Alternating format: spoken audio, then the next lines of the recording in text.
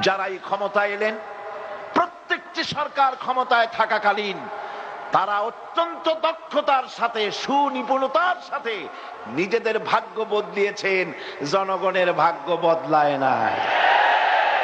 এ জনগণের ভাগ্য বদলাবে কি হলে? আসুন কোরআনের কাছে। কিসের কাছে? আল্লাহ রাব্বুল আলামিন বলেন, ইন্নাল্লাহা লা ইউগাইয়িরু মা বিকাওমিন হাত্তা ইউগাইয়িরু মা বিআনফুসিহিম। আল্লাহ পাক বলেন, নিঃসন্দেহে আমি কোন জাতির ভাগ্যকে পরিবর্তন করি না যতক্ষণ পর্যন্ত ওই জাতি নিজের ভাগ্য পরিবর্তন করার জন্য সচেষ্ট না হয়, ওই জাতির ভাগ্য আমি পরিবর্তন করে দেই না।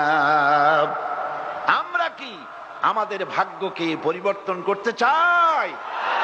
জোরে বলেন চাই। কারা কারা চাই? দুহাত উঁচু করে দেখান।